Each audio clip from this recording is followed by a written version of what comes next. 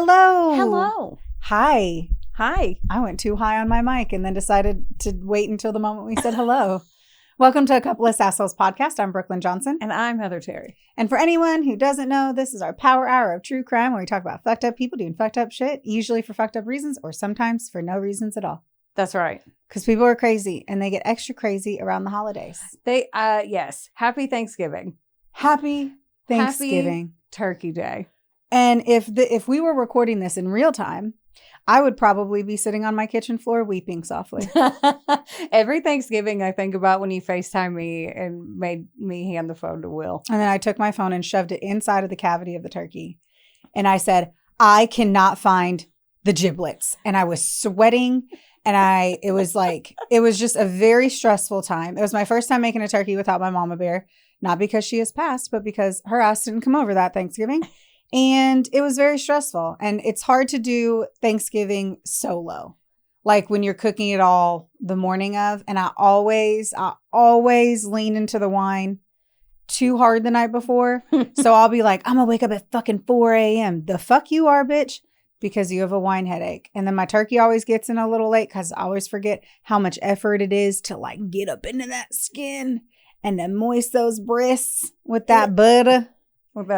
Yeah, it's effort, but I love it. I am not complaining. You do. It was just funny because I've never had another female call and say, let me talk to your husband and say, look at this cavity. Yes. And I'm like, what? And then I look over and I'm like, oh my God. Like, yes. I felt like I didn't know what. And your hands are all cold no matter how early I try to thaw that bitch. It looked like I was watching an episode of the Magic School Bus. Like they were I just going had down. to check the date and be like, when do I need to get my turkey out? We have time. We got to get that butterball. I'm excited that you guys are listening on Thanksgiving though. Yes. Gobble, gobble. I'm glad for that. Yes. You know what else I'm glad for? Mashed what? Potatoes. I think that's my favorite. Oh, I didn't even ask the question yet. I told her before we recorded, I was like, I'm going to ask you what your favorite Thanksgiving dish is. I'm starving. So I understand mashed potatoes. Mashed potatoes. And gravy or just mashed potatoes? I think gravy on biscuits, but not on my mashed potatoes. I have weird ass feelings about you. It's okay, but I just like the taste of potato. Okay, and do you like them? And whenever you say that, when you're envisioning those potatoes, are they out of the box or are they homemade? I'm down for either. Will churches up our instant potatoes, and they're like. So you're currently, when you're thinking about it, are instant.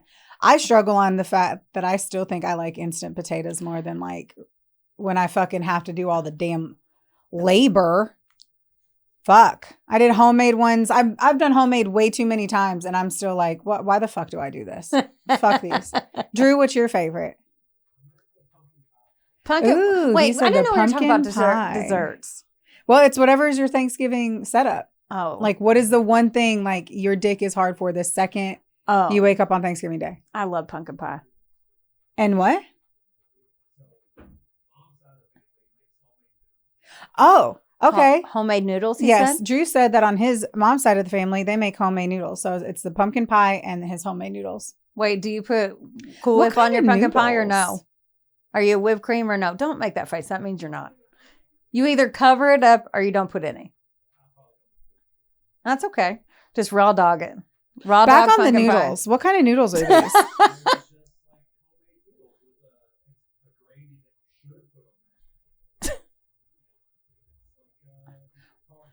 Is it like a spaghetti, a fettuccine, a linguine? Thick. A thick. Okay. Can you try to remember to take a photo? I need to know more about that. My apologies. I'm like, you're not repeating what he's saying. So are they? Yes, I did. No, like that last time. I was like, yeah, it's like a thick. Well, I said, what kind of noodle? And I said a thick one. I was trying to understand. Because I've gotten into trying to make my own pasta and then my pasta maker came in yesterday. So I'm over here like, you're telling me that can. Yeah. Well, like, okay, I've attempted now twice to do like hand rolled out pasta and I cannot get the consistency right. So I got like a pasta maker that you can slide it through so it presses it. So that's the kind of, I say pasta maker. I guess it's a pasta maker, a pasta smusher. Yeah. A pasta press. Smushing that pasta. Pasta press. I don't know. Okay, well, someone's better than me. Mine would probably be, I don't know, man. I don't know. I can't decide if it's a green bean casserole. You do like that. I love the green bean casserole. And then I love me some fucking stuffing. See? What? Love okay. it. Yeah. I'll eat yours. Actually, I do like yours. It's out of the box. I like yours. I mean, my stuffing's out of the box with a little extra accoutrement. Because, you know, I ain't taking it like directly out of the box. And I'm like, here's your forked up fucking bullshit. But. Well, I like yours. So. Well, I'm happy you like stovetops. Yeah, apparently I do. But I think those are probably my favorite items that I'm like the most excited about outside of it. And then my like our own like personal recipes. There's always those things that I'm like, that's the only time I make it, which is like our orange mandarin shit. Fluff. But it's not a fluff because a fluff is more, I don't think isn't a fluff mostly like whipped cream? I don't know. Fluffy. I think fluffs are whipped cream. This is like made from cottage cheese. And it's pretty good though. And some whipped cream. Yeah. But I don't know. I'm pretty fucking excited about it. Now that I'm over here mentally preparing. Like we're talking about it and I'm not going to lie. In this moment, I now got stressed thinking. I know you so well. I saw in your face. You're like, and then this, and then you're like, oh, here it comes. Here comes my to-do list. Got to get myself prepared. Well, at least when this comes out, you will already be prepped and in the kitchen. Yes, I'll be listening to it while I'm... No tears. Yeah. I don't think there'll be tears No this year. tears? That was like one specific... Oh, it was. Very terrible one. Yeah. And I was sweating my dick off, crying. I literally sat on the kitchen floor and cried. Mm-hmm. And I pulled it together and rallied. Well, speaking of terrible Thanksgivings... Are you ready for a terrible Thanksgiving story? I am. Do you like how I crept into that one? Yeah. My huge water. I thought about that too because I've been listening to some of or actually watching our other episodes so I can see why I hate myself in different ways. And I'm like, why do you not pick a fucking more like normal sized cup? And it's like, when am I ever just coming to the studio fresh from my house anymore? I'm coming on the run. Yeah. I'm on the go. For those listening, she's got a 10-gallon bucket with a handle that we bought the cups at the same time. And then I gave her mine because it won't fit in the cup holder and I can't live that life. So any hooser, you ready to rage? I am. Can I also highlight that I broke the zipper of my pants today? Oh, yeah, you sure can. I so wanted to say that because it really just devastated me. The best part though, so firstly, as I completely stop you from telling your story to fill our listeners in on shit that I am certain they don't care about. But I want you to like tug into your heartstrings if you've ever broken your zipper. And fucking thankfully, I'm wearing a long shirt today. But I was also taking like my headshot for my new job. And I was like, it was literally the second I walked in. I was like, I have to pee. Went to pee. I was like, ah. Oh, no. And then luckily I could cover it up. But then I've had to run around all day. And I was feel like zipping up your pants. I don't know if you guys know how much that actually tightens the fit of your pants. Keeps it in. Keeps it all in place. I'm like, I feel like I literally just have my pants undone. She's been sagging all day. It feels like just your wang in the wind. And just right there in the wind. Wang in the wind. All well, right, R.I.Pee your zipper. I know, R.I.Pee my pants. I mean, R.I.Pee.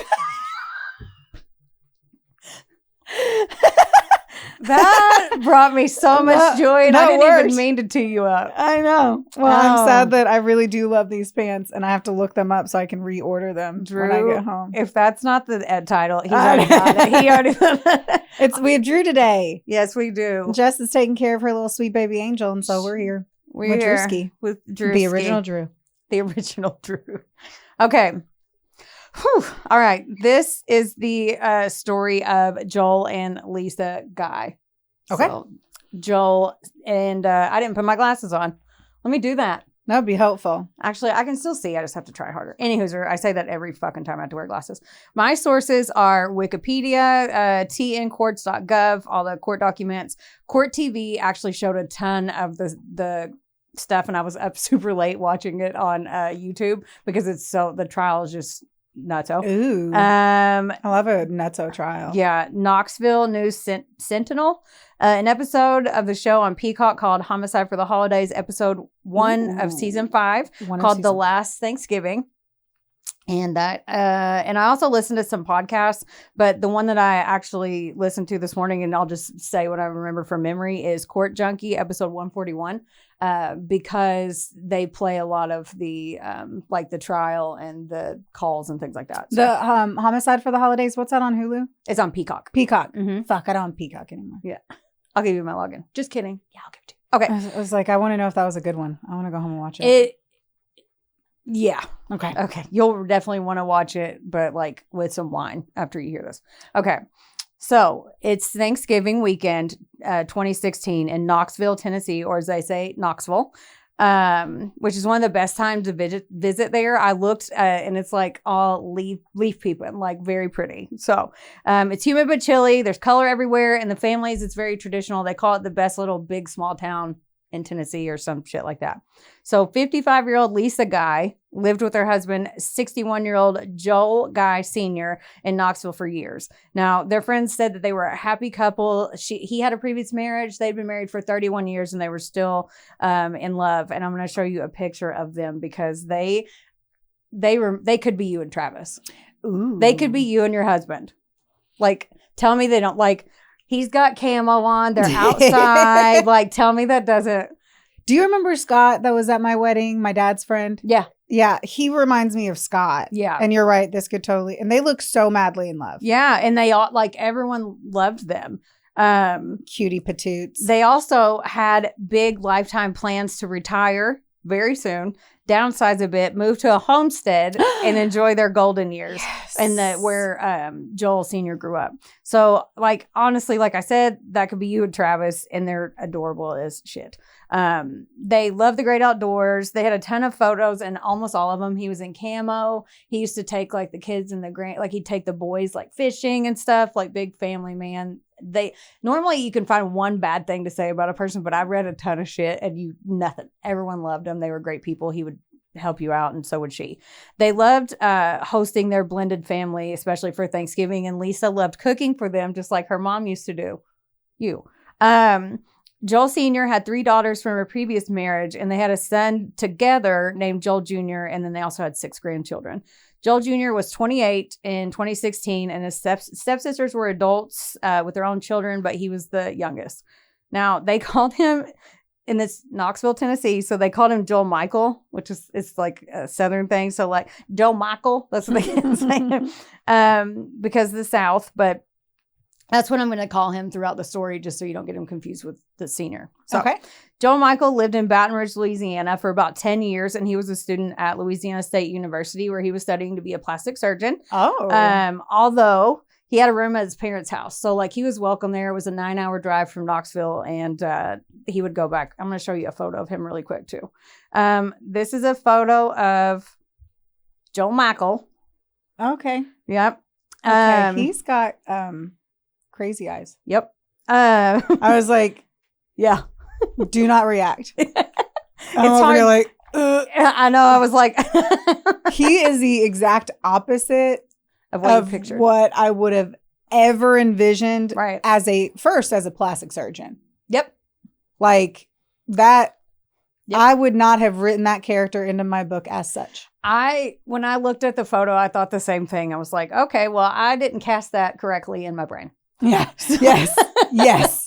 Now, Joel Sr. was a pipeline engineer, and he was doing very well for himself, and he had been for years. Lisa Guy worked in HR at a place called Jacobs Engineering. Now, Joel Sr. and Lisa, like I said, they were ready to retire, ready to live their golden years. They just sold their home in Knoxville, and they were going to move back to where Joel Sr. was, just to downsize and enjoy life. They were so excited, though. They were like, one last Thanksgiving, get the whole family together in their house that they've lived in for years before they got rid of it.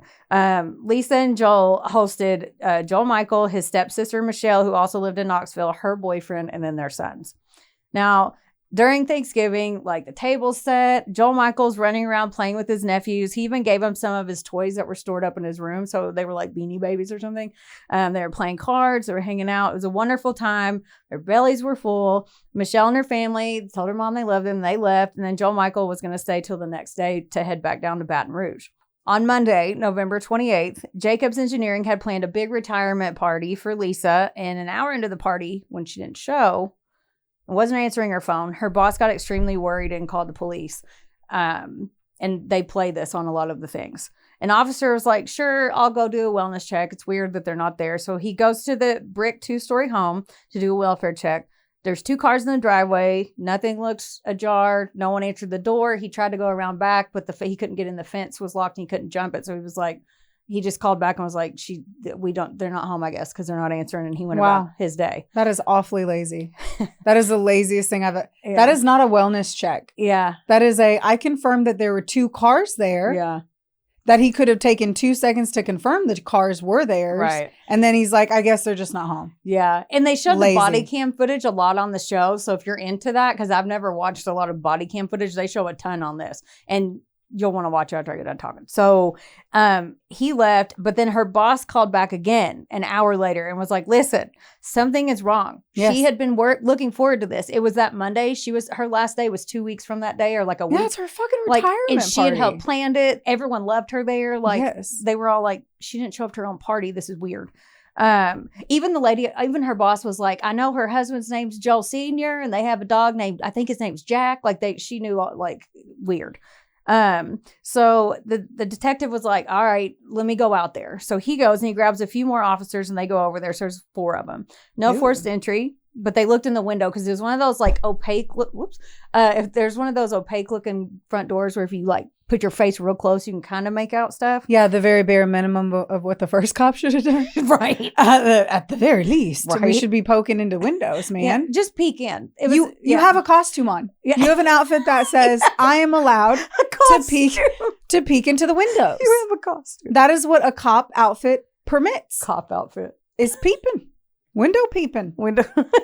So, yeah, especially if they ask you to do that. That's what I'm saying. So you're going to get real pissed about this. So he looked up to the window. There was groceries that should be refrigerated, like in bags, all on the floor. No one's answering the door. And he's like, what? That's weird. Like frozen popsicles and meat and shit just sitting in the doorway. And they're like, that you wouldn't just do that if they're home. Right. So one of the guys, and I say guy, like, Joel or Lisa's car was actually unlocked because they lived in a nice neighborhood, small town, whatever. I'm sorry. Can you remind me of the year? 2016.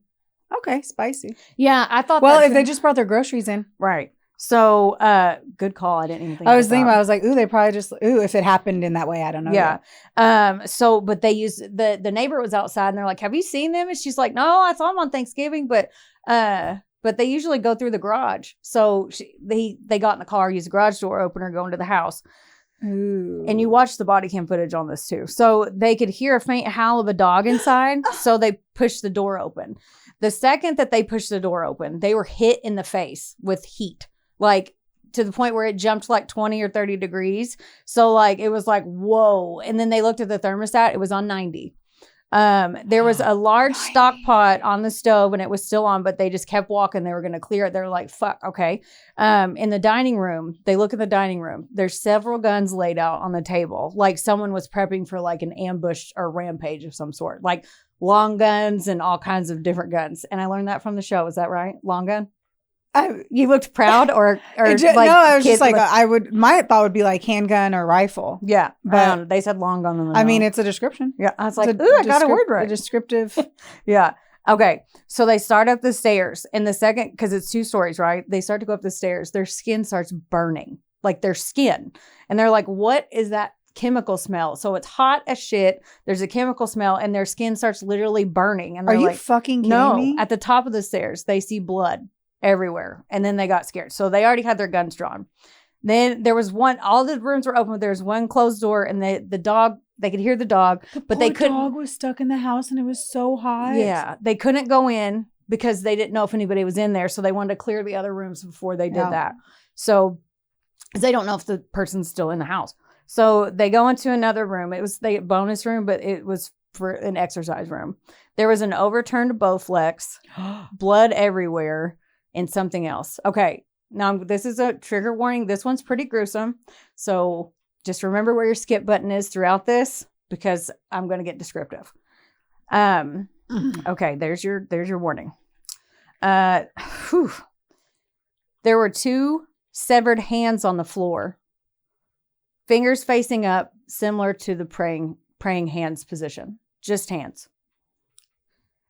Carry on. On the Homicide for the Holidays episode, they showed the actual body cam footage, and thank God they blurred this out, but you can hear the shock in their voices because this doesn't happen. Like, the guy was like, I've never experienced anything like that, and I never will again. Hopefully. But you can hear him because he literally goes, oh my God, that's fucking hands. And he goes, get out now. Like, they had to back out of the room. So they kept searching upstairs, and then they go in the master bedroom. They find crazy shit. So they see heavy duty peroxide on the floor, Thai beanie babies, plastic sheeting, timers, vice grips, gallons of acid, extension cords, Sharpies, like crazy stuff in the master bedroom. So they're like, what? And then so they go around to the master bathroom, and it looks like a horror movie. There's plastic all over the floor. There's 2 blue storage totes filled with chemicals and some kind of solution. After they look at it more closely, it's decomposing human remains. I knew it. Oh, yeah. I say I knew it. I'm just like, I've seen Breaking Bad. Right. So they cleared the rest of the rooms besides the dog one, and they had to wait for backup. Question, how does that not run through toters? I wondered that too. I have no idea. Because I also see it in like those other there must be some kind of chemical solvent on top of it. Because I'm like, that feels very eat through-y. Yeah. Especially like a regular toter if it's like my Christmas toter. Yeah. It was a blue one, like a storage one you'd get like at Walmart.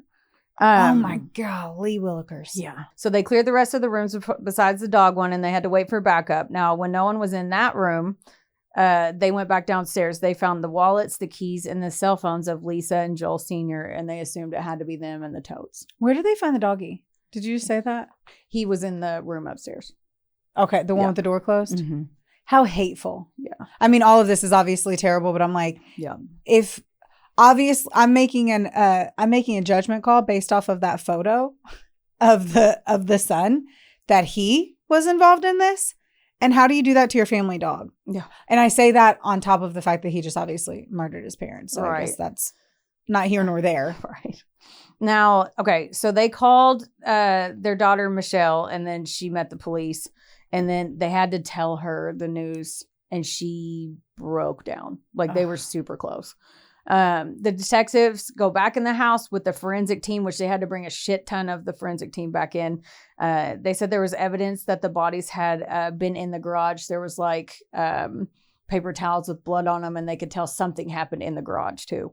They can't turn down the heat yet, which I didn't think about this. They couldn't turn down the heat yet because they can't change anything, like until the investigation is completed. So they had to leave the heat on. So they're in there with all of this stuff. I don't think they can touch anything from what that lady said on the interview. I don't know. I haven't thought about that. I'm like, I feel like the first thing I'd be like is it's not safe for our cops to be in here without like opening up windows. Right, 90 degrees. And it burned their skin. I don't know the temperature of Tennessee in like they said it's similar November. to here, like 65, like yeah, so if they would have opened up the windows, they could. Yeah, it wouldn't be like 12 degrees. Like it's yeah. So they, I mean, obviously they can't, but they all know it's done to accelerate decomposition. So there were also space heaters throughout the house, all over the place, like on and fired up. So not only was the thermostat all the way up, right. Someone had plugged in space heaters all over the house. I want to know what the point was. I can't wait. So upstairs, hurry up. No, I'm kidding. Upstairs, there was a pile of women's clothes. And they had, like, at the top of the stairs where the attack had obviously happened, they had been cut by scissors, and there was blood spatter all over the walls. Then they go into the bonus room, the exercise room, where the Bowflex was knocked over. There was blood everywhere, a pile of men's clothes that had also been cut off, a camo hat, 2 knives, a bloody pack of cigarettes. All this was all in a little pile, and then those praying severed hands. The clothes were, like, cut with one outfit? Yeah, but okay, it was I didn't know if like someone was doing laundry. Oh no, they were came like up the stairs was holding laundry. Now I get because you said men's and then okay, yeah, and then you said cut and now okay, yeah. I was just making sure I was putting the puzzle pieces together right. Oh yeah, they were cut up Like if you would like, do an emergency, like up to a straight line, like, and then the scissors were left there too. What the fuck? In the upstairs bathroom, they found a bunch of used rubber gloves, a cell phone, peroxide, and a bunch of other cleaning chemicals, a huge ass knife, and of course there was blood everywhere again. They found a bag with a Walmart receipt in this bathroom for a purchase of tape, first aid supplies, and red potato salad. The red potato salad container was still in the bag. But am I hallucinating? No. Am I in a fever dream? No, red potato salad. So that is pretty good from Walmart, though. The receipt was from Saturday, November 26th, around 3 p.m. So good. They can at least, that's a lead somewhere. Downstairs on the way out, they checked the grocery bags that were by the entryway, and they found another Walmart receipt for the same day at 12:18. So the cameras there show Lisa Guy purchasing her items there at Walmart by herself, because they were trying to narrow down the time frame. They didn't know. Yeah. She walked in with the groceries, set them down, went upstairs. For some reason, they were still trying to piece it together, and she was brutally attacked and murdered at the top of the stairs. So they were having to go back. Then the killer went to the workout room, and Joel was killed in there. Now, that's what they think at this time. So okay. I was like, I don't think that yet. Yeah. And you're telling me, and I'm like, I'm already assuming it's not. I'm like, I think they have that wrong. Because why else would you just run up the stairs? You had to have heard an attack. Right. Is my thought. So at the house, forensics confirmed that the tubs had drain cleaner, hydrogen peroxide, bleach, and some other things, which again filled the house. And they said it was almost unbearable. Like, still, the detectives said that they'd never seen anyone that was so prepped and detailed of disposing of a human remains and the cleaning, but they looked like the cleaning part was unfinished. Like, it looked like the process was started, the person left, and then wasn't able to come back for some reason. Yes. So, agreed. Yes. Right. Okay. Yeah. Preach, baby, preach. That's that's what it feels like to me. Right. Like, you obviously were going to execute this very, very well. Yeah. And now whoever did this had used a lot of knives, but they kept saying you had to know exactly what you were doing, because they were like hunting knives, kitchen knives from the kitchen. Like, there were knives all over the place, but they had been cut with surgical precision. Remember, I said Joel Michael was going to be a plastic surgeon? Which will never make sense. Right. Once more, please insert his face right here. Yeah, because you can talk. I can tell you, I have gone to plastic surgeons before, only for my boobs show. I haven't had any excess work done, minus Botox, right? But no. Yeah, I can tell you for a fact, if I went in and that was my plastic, I'd be like, I appreciate this consultation. I'm going to leave now. Right. I need a specific type of person to be a plastic surgeon, because I am superficial. So from the red potato, potato. I love potatoes. Mashed potatoes are my favorite. From red potato salad receipt, it clearly shows on the video Joel Michael, calm, cool, collected, going through self-checkout, getting his first aid kit, getting his potato salad with an injury on his hands at 3 p.m. Like, he can't even get his wallet out of his pocket hardly at all because his hand's cut up so bad and it's like taped up.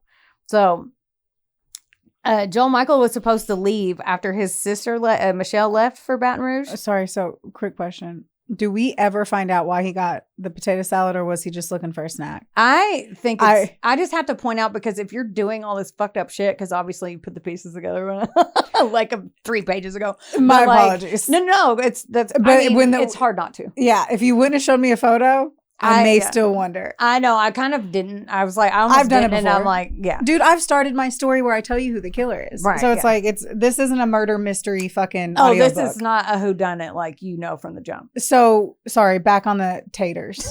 So do you think he got that to make what he bought look more, these are random things I needed? Or do you think he was hungry? Because she just came in with groceries. It was empty. In the trash. I think he ate it. It was empty. It looked empty in the photo. I didn't confirm it, but in the photo they showed on the court document or whatever, it was empty. It looked empty to me. That is what I needed to know. Okay. I was like, was he just? I wanted to understand his mental state after everything. Was he just like, this will make it grab a box of tampons and throw it in there to make it look like it's just this random shit that I was getting, so it wouldn't like flag something. Yeah. But the fact that he was like, I'm gonna eat The red potato salad. What the fuck? I know. That's why I put it in there, because what the fuck is right. Also, if you think about it, the window, his mom was at Walmart at 12:18. He checked out around 3. So that's not a big window at all. No. So like fucking, and you think to stopping at a fucking snack. Anyway, I'm gonna get pre-fired up. Okay. Wonderboy Media is not only the proud producer of this glorious magic imploring your ear holes right now, but they're also a big deal. Get in touch with them today to make all of your dreams a freaking reality. From using their bangin' ass podcast studio, where we are right now, to creating amazing videos and editing our content like the mystical mavericks they are. Your podcast can go further when you have a Wonder Boy. Hit up Drew today at wboymedia.com. Or text him day or night at 270. Just kidding. Does your face look like a mugshot lately? Then it is officially time for you to visit Hetef Aesthetics in Owensboro, Kentucky or Nashville, Tennessee. That's right. Go see our girl Amber Teasley and her team, because they'll have your face and your skin look like a damn filter. And their staff is absolutely amazing. It's like a mini Botox party, which personally is my favorite. You leave looking fresher and you don't have a hangover. Another good thing is that if you go in there and you tell them that a couple of Sassholes sent you, you get 15% off of everything. That's unbelievable. So if you have been considering getting that glow up and making that ex jealous, it's time. Joel Michael's sister, Michelle, said that after she left, he was supposed to leave the next morning for Baton Rouge to go home. And sadly, apparently he had other plans, but they don't know where he's at. So that would have been Friday. Thanksgiving was Thursday. Friday. He was supposed to leave on Friday. He said I might stay a couple days. He was supposed to leave over the weekend. Okay. Yeah. I'm just following. I'm making sure that everyone can follow along by me slowly repeating everything you say. Yeah. Hey, that's okay. I appreciate it. It helps keep me on track. Like, I'm trying to understand what. Okay. So his sister, Michelle, also said, you know what? It was actually, and she's still devastated, by the way, at this point, but trying to help find her fucking stepbrother. So Michelle's like, okay, that Thanksgiving was great. And Joel Michael was like extremely friendly, happy, and outgoing and interactive, which he never did. So, weird. Yeah, like never. Like she said in court that she doesn't think that he knew her son's names, his nephews, until that day. Well, they're right? But they were, they were 3 when they became, like, he was only a few years younger. I also want you to know I know all of my nieces and nephews' names and birthdays. I just wanted to ensure that I was like, well, maybe they weren't that close. Yeah. And you're like, no, dude, they're fucking like related. Well, when 3 years old, you're related. Yeah. They, now most of the time though, Joel Michael, they said he would hide in his room a lot. Like he'd come down and eat and leave. He was a loner. He preferred that. Like he kind of distanced himself. Like they had a group chat and he didn't want to be in it. So like the sisters and the mom and the dad, like all had a funny, like they were all close. Yeah. What a cunt. The stepdaughters. Yeah. And he actually, and this isn't in here, but I read this morning, because I couldn't stop looking at this shit. He requested actually Lisa's best friend said on the show that she demanded that he get sent off to boarding school. When he was younger, he wanted to go to boarding school. He didn't want to go to regular school. He wanted to get sent off. They were like, it wasn't the mom, dad shipping him off. He wanted to go. So it's just bizarre. Now, that was my next sentence and I said it from memory. Anyway, in the meantime, Joel Michael was fully dependent on his parents. And when I say fully, Joel Sr. was making a great salary as an engineer, but Lisa could have been a stay-at-home mom, but she chose to work to financially continue to support her 28-year-old son. Was it to, like, do we know that it was to support him? Yes. And not okay. Yep. I was like, not the fact that she I didn't have to work, but I really did enjoy the work and I liked the people I worked with and it felt like family and they knew everything about me. Luckily, she did like her job, but she literally pretty much just handed him her paycheck. They paid for everything. I'll get to that. So, meanwhile, they're still processing the scene at the house, right? They're confirmed by Prince that sadly those hands were Joel Sr.'s, like they thought. Why? Now, I know you have pages in front of you, but I want to interrupt you and I just want you to hurry up and tell me all of it. I want to be like, hang on, I'll tell you in a second. I know, I'm sorry. Okay, it's okay. I'm glad that you're into it though. So, okay. In a pot, I hate this part. In a pot downstairs on the stove, they confirmed that was Lisa's head in that pot in the liquid that he had put upstairs in the stock pot on the stove that he left on in that cleaning liquid. He put his mother's, who literally did everything for him, put her head in a pot. Okay. once more, I need to look up these chemicals. Yeah, they listed I a have shit ton. 600 questions on the chemicals. Yeah. Just because I did really, really bad in chem lab. And so I really don't understand it. But I'm over here like, how did that not turn into a fucking bomb? I don't know. I know. And then if it was on and he left, how long was he gone? And what he like, did he go for a jog around the block to get the endorphins up? And then he sees the cops. Jogging. First of all, he ain't jogging. So we can talk shit about him. He's a bad person. Okay, so where the fuck is Joel Michael, right? Yes, where is he? They tracked his phone and his license plate because he was going through traffic cams. So he's literally on his way back to Baton Rouge. So he was just going home. Yeah. So he left everything like that going home. Maybe he thought the house would explode. I don't know. So he left on Sunday. They confirmed by the timelines and the like pinging the towers and all their forensic shit. The tower pings. He had left on Sunday, November 27th in the evening. They called Baton Rouge and they were like, "Hey, go sit outside of his apartment. We need a couple hours sleep. We're going to be on our way down." Clearly, I need a couple hours sleep. I just had a really aggressive yawn take my soul. Sorry. That's okay. So, okay. They hadn't seen him yet. They're stalking his apartment. They're like, we're going to wait out here until you guys get here. Make sure, because obviously he's en route to that area. Now, back in the forensics lab, they're cataloging everything. And there was a shit ton of evidence. Like a shit ton. And they have to one item that they found in Joel Michael's room was a backpack. Inside, there was a school syllabus from one of the classes he was taking. There were 2 school books with his name written in them. And then they also found a black notebook, which later became known as the murder book. Now, I'm going to have to... Now, I've read some stuff in there, and it's full. And during the court, they read some of it in the court, and it's gut-wrenching. Like, I teared up whenever I got done with this first episode the first time because... Fuck. So it's an excruciating detail outlining the murder of Lisa and Joel Guy Sr. So it was a journal? It's a murder book of literally. But yes. When you said murder book, I was like, was it about how he wanted to kill other people? God, yeah. So it was a manifesto. His manifesto of what he did. Yep. So or what he planned to do every step of the way. Okay. Question. Yeah. You said, or he planned. So it was everything he did and then some things he didn't get to?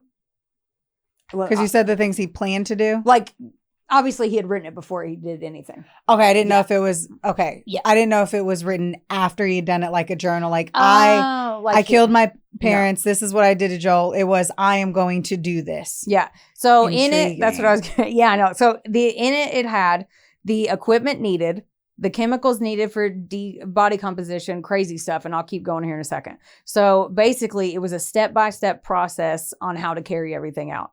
So, okay, again, just to recap, Joel Michael was hanging out with his family, his nephews. He's smiling and having fun and laughing with them on Thanksgiving. They even took a family photo on the porch that day to commemorate that day. It's so fucking sad. And then this whole time, he has a murder book that he had been plotting to murder his parents with, like, in the same house.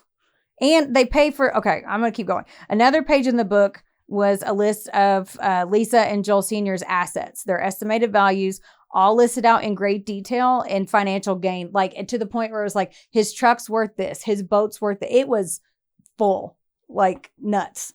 And it's like how much he would get.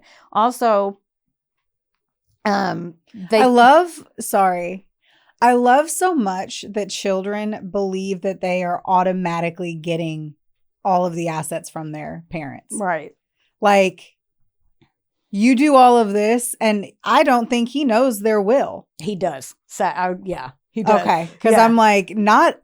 But most of the time, if he's doing all of the assets, is he was it showing the dividing with his sister? Yep. And okay, wow. Yeah. I mean, when I say detail, it's detailed. Like, I wouldn't call it a murder book. Then I would call it like his will strategy.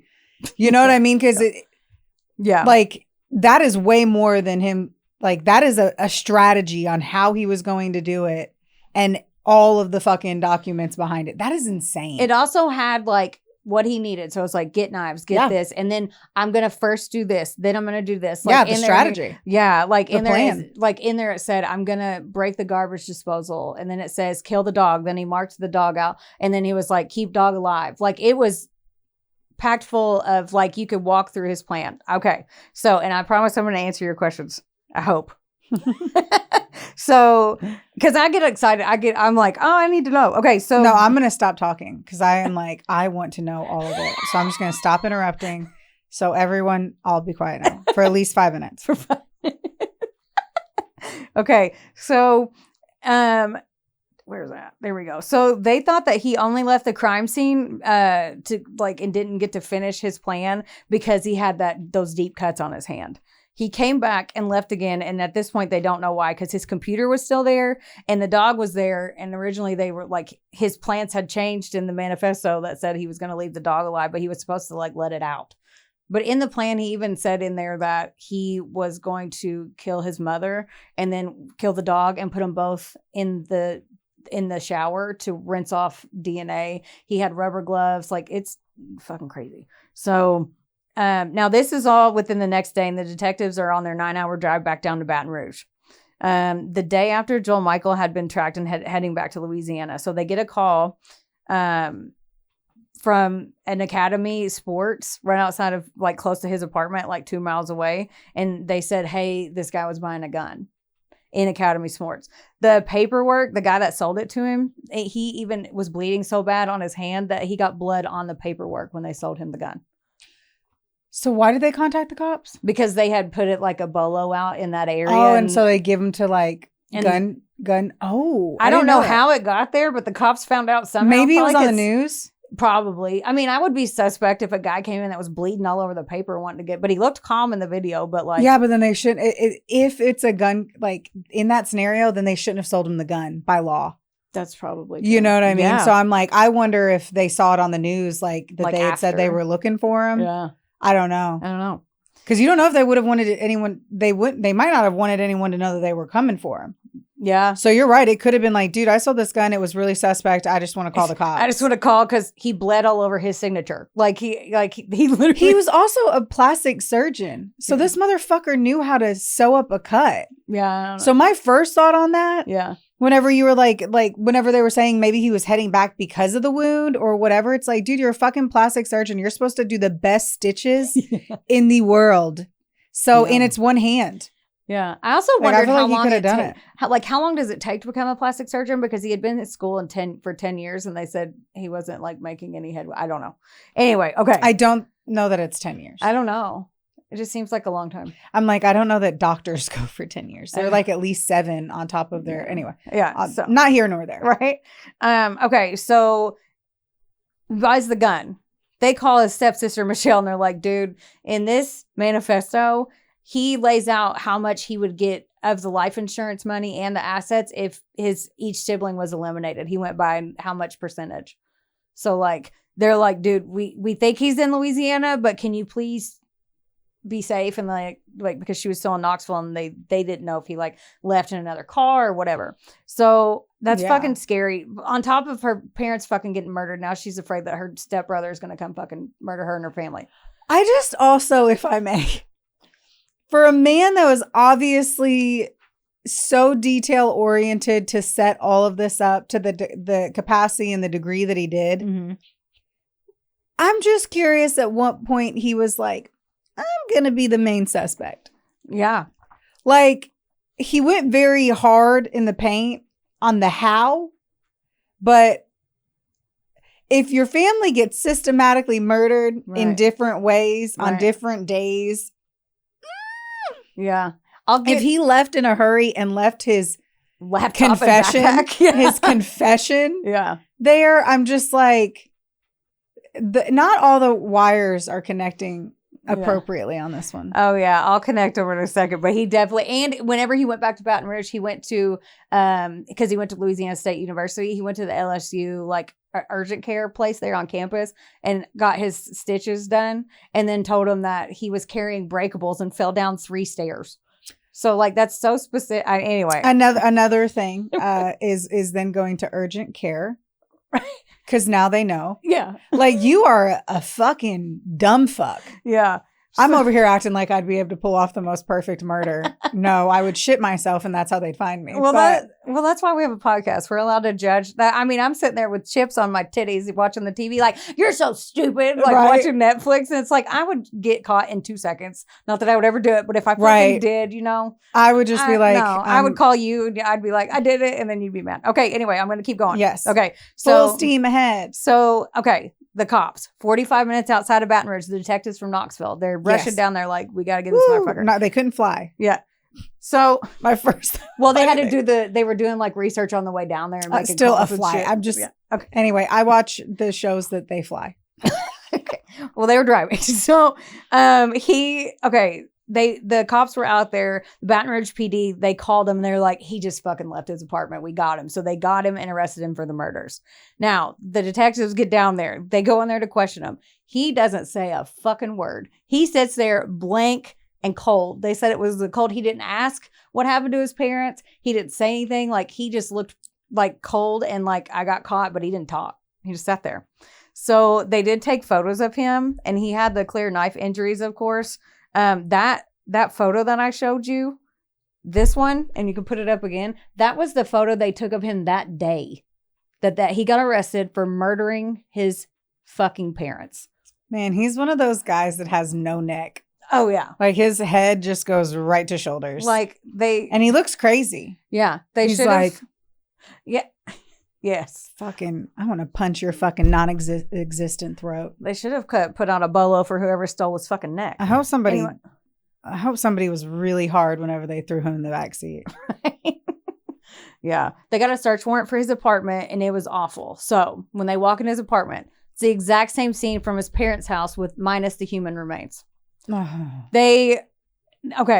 the chemicals, the weapons, the blue tote was in the bathroom. It was in the bathtub. And he basically did a trial run with a dog bone or an animal bone of some sort to test out the chemical mixture to see what would work. So he was doing a test run. So it's not like he can be like, I flipped out. Like, no, you were fucking planning this. Also, there were receipts for the knives that they found at the crime scene in his apartment in Baton Rouge. They also followed up on all the purchases because they were made on different days. He paid all cash. He didn't buy everything everywhere at once. He started collecting this murder kit like 18 days before he killed his parents. So, woo, buddy. Obviously, he did all this for money, right? Because his parents paid for everything. When I say everything, he hadn't worked a day in his life. They paid, he was 28, which, no judgment, but like, dude. No judgment. Dude, like. She says dripping in judgment. I know, right? There is no way you do not judge that. Oh, you are requesting to be judged if you choose to live on your parents' dime. Yeah. When your parents are not the king and queen of fucking India. Right. Like, then do it. Sure. Go for it. You are Paris Hilton. Live off your parents. Go for it. But these are two hardworking individuals. Right. They had a beautiful home because I definitely, whenever I looked them up, I saw the house. Oh, and like. It's a dream house to me. So yeah, you know what? I take that back because he sucks anyway. Yeah, so, fucking judge his stupid fucking punk ass. So, okay.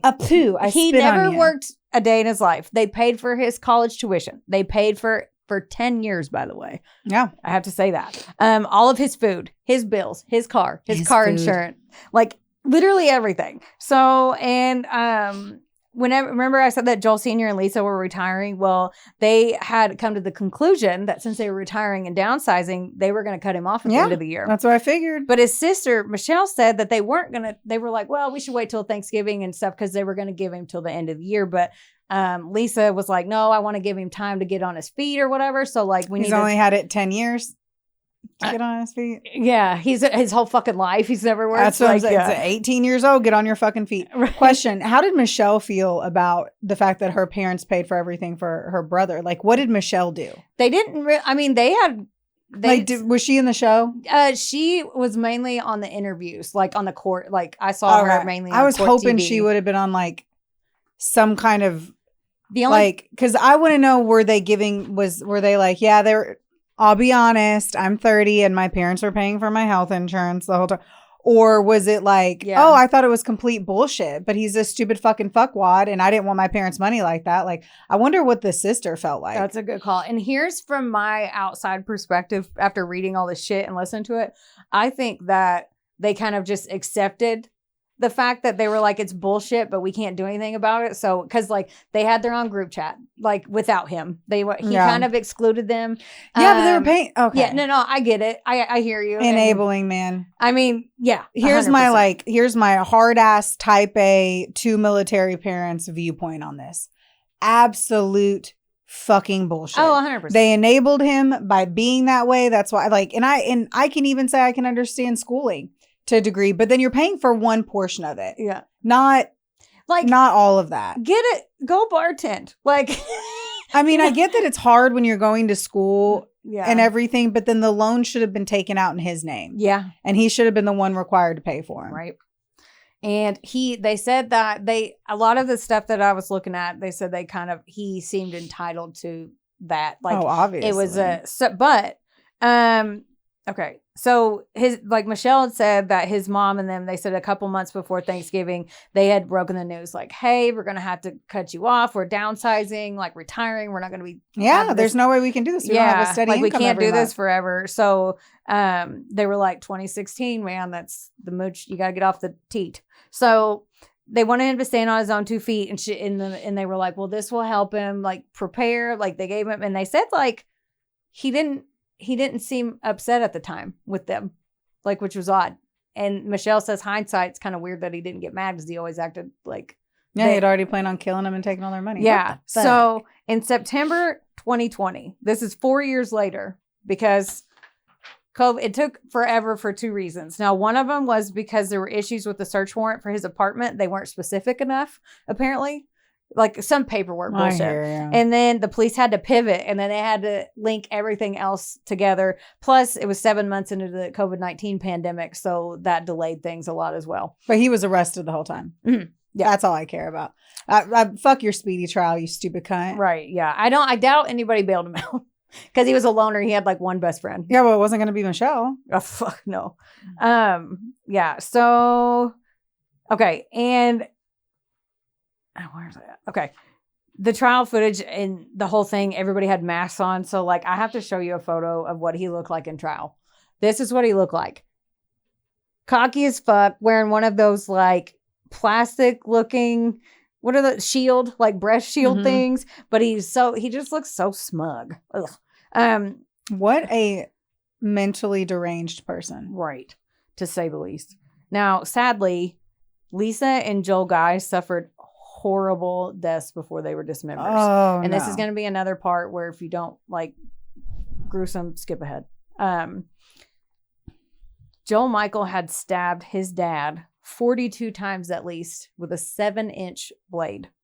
They said that he was, and this is how they worded it on the show, he was disarticulated at the hips and shoulders, and as well as his hands, which again were left in that praying position in the room. His clothing was cut off and put into a pile in the room as well. Lisa, so this happened while Lisa was gone. Lisa comes home from Walmart. They don't know why she went upstairs. Maybe she probably heard something. Like maybe because he was already. But the sound of sawing or some like, oh. Yeah. But somehow she got lured upstairs after bringing the groceries. So she walks in the door, brings the groceries in. They're all set down. She's like, what the hell? And goes upstairs. And she was killed at the top of the staircase. She was stabbed at least 31 times with so much force that 7 to 9 of her ribs were severed. She was disarticulated at her elbows and knees. And based on the testimony, they said, quote, during the trial, they said, he had, quote, broken her head off with massive force, carried it downstairs, put it in a stock pot on the stove, and turned it on with that liquid in there. Broke her head off with massive force. The person, anyway, on you can see him. This is in court. Now in court, go, if you're interested in this trial, go look at the court TV document, like the videos and stuff, because it is nuts. They read the manifesto in the court. He doesn't make a face the whole time. Sitting back, you're reading him a bedtime story. That's what I'm saying. He has to be mentally deranged and smug. He was even laughing at some points. Oh my gosh. And like they're reading this saying, like he looked proud. Like the detective was like, it was hard to watch him because he looked so proud. No. So in October 2020, Joel Michael Guy Jr. was convicted of 2 counts of murder as well as 2 counts of abuse of a corpse and given back-to-back life sentences. Good. And here is you thought his other thing was crazy. Look at his arrest photo when he went to prison. He's in the orange jumpsuit. Golly. He has like dead eyes. Like it's awful. And yeah. Okay. Now I read that after being in prison for just a few weeks, he had written the judge and he was, quote, having thoughts of gouging his cellmate's eyes out while he was sleeping. And I don't know what to do or if I can handle myself, something like that. Basically like, oh, I can't help myself. No, he wanted to go to solitary confinement because he was a loner. He's probably get picked on and he's cocky. His butt was probably bleeding. He was probably cocky. You know what I mean? He's used to thinking he's smarter than everybody. His ass looks like such a fucking twat rocket, number one. Right. I would have stomped his ass in fucking middle school. That's how little bitch baby he looked. So in prison, there is no way that he wasn't like... He knew he was soft. He finally got what he like had coming to him. And then he's like, oh, judge, I just want to gouge this guy's eyes out. No, you don't. You want to go back. The judge was literally like... You want solitary confinement so people will stop fucking you in your sleep. Right. I get it. That's what I don't know. Right. Shit would be different if I woke up tomorrow and job like, get hard. You know, like get fucking buck up. I was buck up, buttercup. Get fucking ready to like handle the fact that you're in prison. Right. Like he is looking in there like a fucking butterfly. Like, like a scared deer in headlights, but whatever. Okay. So also, prior to sentencing, he had written a letter to the judge, asked to give him the death penalty. And the judge was like, no. He said, no, absolutely not. I'm not doing that. Good. No. So he tried and failed to appeal his conviction on some crazy claim that he was a guest in his parents' house or something else about the evidence. It was so stupid. This poor public defender wrote like a 125-page report trying to get his court thing overturned. Also, while he was in court, they got his best friend on the stand because he did have one. His name was Michael, I think. And he didn't live with them at the time, but they used to be roommates. And the guy was like, so when you were roommates in the parent, because they used to live in Louisiana for a little bit while he was in school at the beginning. And they were like, hey, did you know his sisters? He was like, no. He's like, this is your best friend. And the guy's like, no, I never met him. Did you ever meet his dad? The guy's like, no. He's like, did you ever meet his mom? He said, one time. He's like, so basically so the poor defender, not poor because that's what his job is, but like grasping at the straws. Like, oh, poor Joel Michael, his family, he was that family outcast. Nobody ever came to see him, blah, blah. I'm like, they bankrolled you. Shut the fuck up. Like that's all he had to go on. Like what okay. So there was the manifesto, all the evidence. Right. So what were they trying to say? They were trying to say like, oh, poor Joel Michael, like his family abandoned, like that's so you murdered them in the most horrific way. Right. Awful. Okay, so I see the amount that you have written. Yes. Do we know why he left everything the way it was? Yeah, he left and then he went to the Walmart. God, I'm so Southern. He went to Walmart. When he came back, there's like while he was out running errands, the cops were already there and he was like, fuck, well, here I go. And like he just So this was okay, real quick, just to highlight how smart he was. So all of this shit goes down. They're obviously murdered on Saturday. On Monday was her. So this was that amount of time. And he thought it was best for him to then run errands on Monday. Like, you know that they were expected to be somewhere on Monday. A wellness check is going to hopefully come within 5 hours of the time that the person would have been in or at work or something. Right. And it was her party. It's not like Lisa didn't be like, I'm so excited for my retirement party on Monday. Like unless he didn't, either way, she was going to be at work. Right. And so no matter what, or they were going to be at work. So that would have already been the thing, whether or not it was the retirement party, because if she didn't go to work, it still would have been weird to them. Yeah, for sure. So I'm just like, why spread everything out? Why didn't we confine things to a space. And also it just blows me away that he didn't think, even if he had taken all the shit out, they still would have known that he was there. Yeah, his goal was to, like, in the manifesto, and there is tons of it online if you all want to go deeper, because I heard enough and I can't hear anymore. Yeah. His plan was to make it look like a murder suicide, because he didn't do it the way that his plan went. He had to deviate from the plan. So his plan was to put all the space heaters, try to get rid of the evidence and the fingerprints, to do the horrible things he did to the bodies. That actually was the plan, but it was just in different ways. And then he was going to put gasoline, basically blow the house up. Like, from what I gathered, I'm not a That's chemist, what I so, assumed as well. Yeah, he was going to put them in like each corner of the house, like with gasoline and some other shit. And he basically was going to make it look like his dad, but here's the thing that didn't make sense. If it's going to be a murder suicide, no one is going to stab themselves that many times, and the angle would be off. I figured he was just going to number one, you couldn't find the bodies, right? Like, the bodies were already deteriorated in the solution, so you wouldn't have been able to prove that. Right. So I don't even think he needed to do that. He could have just done like a accidental home explosion, because sadly that happens. Mm-hmm. So he could have started the oven and did the carbon monoxide. Right. And then left. Would have been the smartest thing to do. Yeah. But that also could have been done like Sunday. Yeah. And what's also sad too is, of course, the three stepsisters gave their victim impact statements. One of them's like, I've thought about this for 4 years and I didn't want to say it, but my dad was my best friend. Like, I'm listening to this and watching this and I'm crying. Like, so sad. I know. And then she's like, and then they had such a tight relationship with their stepmom that, like, one of the daughters, I can't remember which one, she even got an engagement ring similar to the stepmom, and like knew her favorite cup, like they were like best friends. So like she said it hit them hard, and it still does. So it's just so sad and uncalled for. It's so obvious that they were like really good, wonderful people. Right. That the reason was so senseless. Right. In the fact that, like, he was such a grown adult, he should have already been taking care of himself. Yeah. And that's why I wonder about how the other, like, daughters felt about him Right. Unless they thought he was like mentally challenged, which then he wouldn't have been studying to be a plastic surgeon. And if you're just like, well, he's just kind of weird. Well, just kind of weird anymore kills people. Yeah. There's a level of weird in there that's like, oh, they might be able to kill somebody. Yeah. And you know what's sad is Michelle said that she saw, she walked by and saw Joel Michael playing with her sons and being like, here's my old Beanie Babies, my old toys, showing them his room and stuff.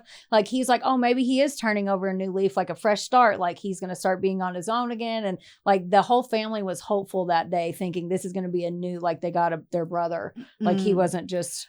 I'm intrigued too that they're like, at the end they were like, he was a guest in the home, but he had an old bedroom shrine. It was a place to stay, even with his clothes. That's what I'm saying. Yeah. If you're telling me that my Beanie Babies are still at the house, right, in my old room with my old toys and your bed and clothes, and you're 28 years old, and your toys are there, yeah. I had some weird motherfucking feelings about that, but I was like, I'm going to leave it to myself, because in this one, I don't want to speak ill of the dead that the parents have kept that stuff there. Yeah. Because, that's the downsizing you need to do, Yeah. Man. And they tried to do it the right way, too. They weren't even dicks about it. It's not even like they were like, we packed up all your shit. Yeah, we left it out front, and the door, we changed the locks. You have 2 days to get it. Yeah, they gave him, and then even one other thing I read, and I don't know if this is true or not, because I only found it one place, but Michelle was saying that she wasn't fully convinced that Lisa was going to cut him off. She was convinced that her mom would get another job and keep giving him money. She was convinced of that. So I don't know. But again, I just wanted to I want to put the photos up one more time of Lisa and Joel Guy Sr. Just because cherish your loved ones. It is Thanksgiving. Be grateful for the special people in your life, because you never know what is going to happen. And that is the sad story of the murder of Lisa and Joel Guy Sr. from Knoxville, Tennessee. Thank you for that. Yeah. I'm also going to add to the love your loved ones, because you never know what's going to happen. But also, let's also make it holiday cheer of getting mental help if you feel like you need mental help, or if you feel like there's someone in your family that might need mental help. Of course, I'm always going to say there is, you can lead a horse to water, but you can't make them drink. But you can also peer pressure the fuck out of them. Right. So I'm like both of the storylines that we've had specifically on Thanksgiving, sadly fucking family murders, was people being kicked out of the house. It's time for them to fly the coop, if you shall, or get cut off financially. Right. And I don't know if there were warning signs besides the fact that dude was really reclusive. Obviously, if anyone was paying attention, there was a fly in the wall of his apartment for 3 to 6 months before. They would obviously have kind of figured that out. But I'm just like, if you're feeling down during the holidays, if you have the blues, if you're feeling alone, number one, message us. We can always be a fun friend. But also consider getting the help you need, and talking to those that are close to you, and just making sure that we're all working on ourselves too, you know? Yeah. The world's crazy. Be nice. Yeah. Be nice, be kind. And don't know. Be nice, be kind, rate, review, subscribe. That's right. To our channel. Yes. It helps us more than you know. Yes. We love you guys so much. Don't forget, don't get mad. Get sassy. We love you, bye. We love you, bye. Fuck your story. This episode was sponsored, edited, and produced by Wonderboy Media. Get the deets at wboymedia.com to see how you can make your podcast dreams a reality. Help us out and be sure to rate, review, and subscribe wherever you listen to our audio project. Don't forget, follow us on Facebook, Instagram, and TikTok at, of course, a couple of Sassholes. Want more sass? Become a member of our Patreon for bonus content, merch, and more. Plus, we're on Cameo now, so there's even more ways to get the sass you need just how you like it. As always, don't get mad. Get sassy. Theodore, can I pet that dog?